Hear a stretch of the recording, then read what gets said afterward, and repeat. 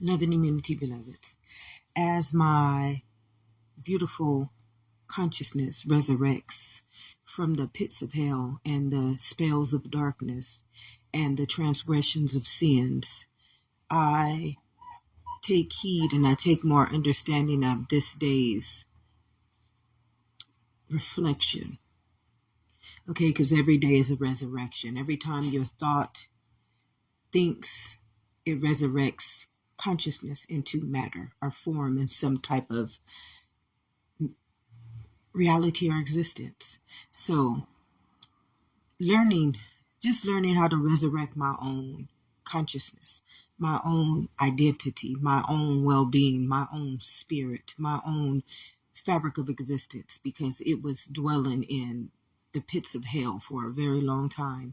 41 years I was walking in the pits of hell, in the darkness, in the wilderness, right along with my ancestors, until I came into the very fabric of the understanding that I resurrect everything. I was resurrecting myself to walk in that wilderness for 41 years and didn't even understand. I am the resurrection of all of creation. E equals MC2. Blood forming into cells and then into a body of existence. So I am the resurrector. Each and every day I'm resurrecting life in the form of its creation on some form of matter. So today I just want to say happy Resurrection Day, and I hope that many people will understand this day needs to be every day. We need to be resurrecting Christ's consciousness every single day of our lives, beloveds, because we have been walking and leading one another in darkness, in the wilderness, in a plague against the very fabric of our own existence, when mind is over matter. And we've proven this already. E equals MC2, and then the body gets its understanding from the mind, and then the mind, the blood. We've already proven that mind is over matter. So mind resurrects matter, existence, the world, life. And that we walk in the wilderness that makes body resurrect mind is plain ignorance, and the Bible speaks of this. We've broken the very law of the land of life's existence. See, God gave us dominion. God gave us dominion over the elemental kingdom, and yet you don't know of this. Isn't this body elemental? Isn't the world elemental? Isn't the mind elemental? And you haven't resurrected it yet? God bless it. The resurrection part 2, living immunity, beloveds. A lot of people don't understand resurrection for truly what it means. To resurrect something means to E equals MC2. It means to take it from nothingness and resurrect it up into somethingness. How Jesus rose. He rose from flesh into spirit, being able to command his thoughts to become things. As all of the prophets were trying to teach us this in the Bible, because they're not fleshful teachings, they're law.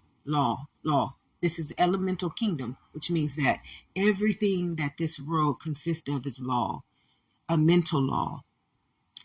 But there's something greater than that mental law, which means that if you let your own self just be your own self, that self will become its own self.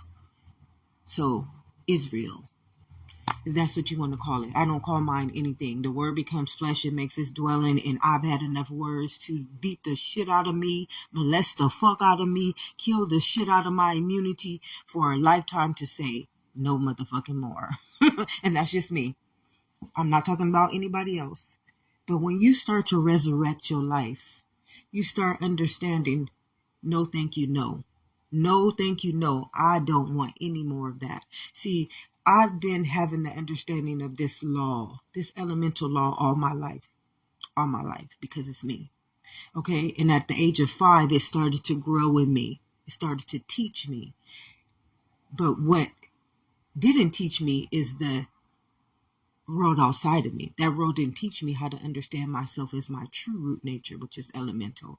So what I learned is to say, no, thank you, no. I don't want that type of understanding. That's an obsolete program. And see, the book of law said, do not go and conform to the world, but by the renewing of my mind. See, my mind's elemental. And when you're under my mind, you don't have to suffer the abuse, the mental molestation, the physical pain, and the emotional trauma that the very understanding of the world's conformity will walk your ass in like you are the slave. I mean, put a rope around your neck and say, this is how you got to do it. This is the way you got to think about it. This is the way. But this is only my understanding. I'm not taking this from nobody else. Part 2. I'll be going on to the next one. When you resurrect, you're not resurrecting the world's conformity. You're resurrecting your mind to be able to dwell in its own fabric of immunity for a little while so you can heal. See, those are transgressions. A conformity is a transgression, beloved. Love and immunity, resurrection part 3. Resurrection is not about anything on the third dimensional. See, you have body. This is body. This is third dimensional. This can do nothing but honor whatever the mind tells it. So if my mind honors the body, then I can't resurrect anything because the body it's an illusion. So there's no resurrection. See, mind is over matter. So mind is over this body. So if I'm telling my body to be the mind, then I am ignorant. And the Bible speaks about ignorance. What Jesus was all about, and his resurrection was all about. His resurrection was about coming back into his self. See, this body is the center of the very fabric of existence. Through this body, it goes through a homeostasis that brings itself into a form of existence. Like E equals MC2, or like the blood forming into the cells into the body. Biology, biological and pure science of this living existence. So this is something very simple. You don't need a teacher, a doctor, a scientist, a biologist. You are the living testament to life's very fabric of existence. I mean, you are fearfully and wonderfully made. So when Jesus resurrected, what he did is he came out of the world. He was never in the world. See, being an internal being, I can understand Jesus's resurrection, because all it is telling you is that I am elemental. And through this elemental kingdom, I am the law of the mind and the body. And when I resurrect is when I rise. You got all these chakras that we must rise up to come out into the very fabric of our existence, called the elemental kingdom. See, everything is elemental, beloveds. Everything. There's nothing that's not elemental. And the only thing that is ruling this whole reality is law. Elemental law. Not man's law. Man's law is in the enslaver. See, if you, that's why I said, do not be conformed by the world. Why wouldn't you be conformed by the world? Because then you would turn into a sin, a sickness, and a death.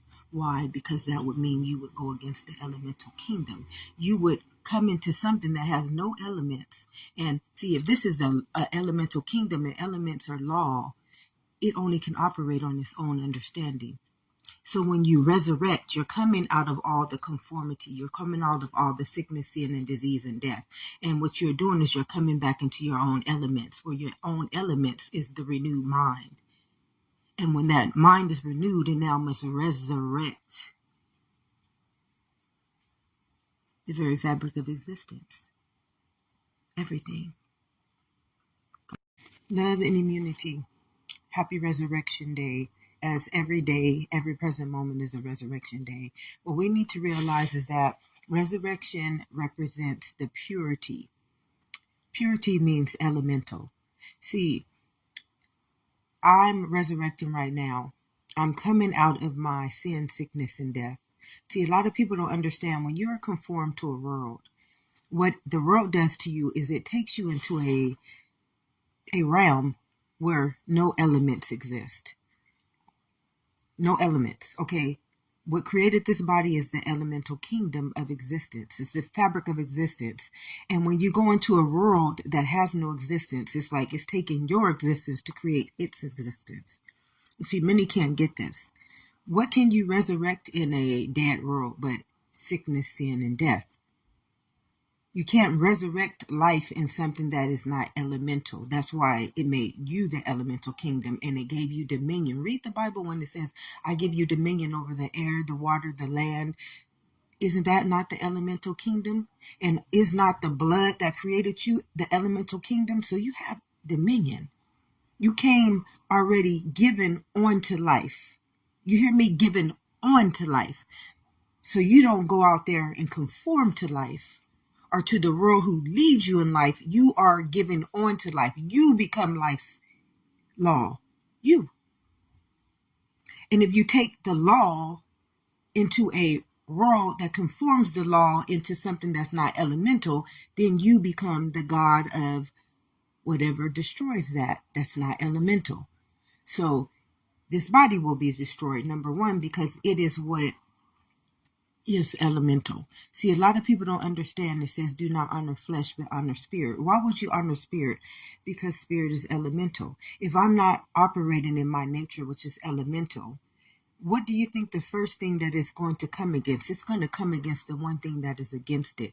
And the world teaches us that we are the body. So spirit is automatically going to come against what? The body.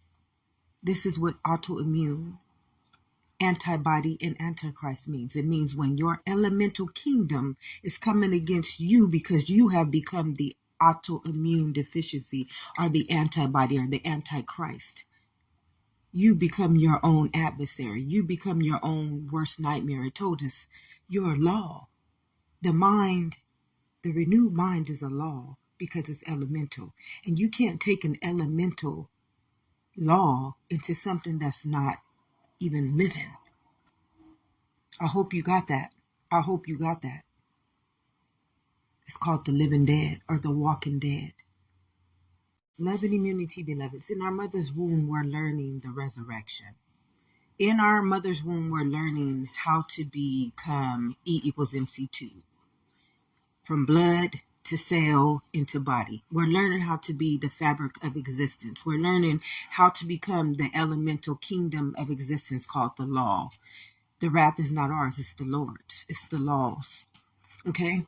So in our mother's womb, we're going through a 9-month training, a lesson, a testament into life. See, you're being written into the book of life. You're the elemental kingdom. See, the very first book of life is the elements. The very fabric of existence is the elemental kingdom. It's not the body. It's not man. It's not conformity. It's not doctrine. It's not the Bible. It's not anything. It is the elemental kingdom.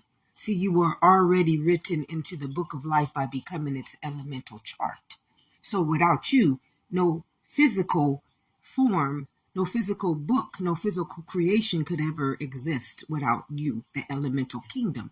That's what in the Bible it says, I gave you dominion over the elements.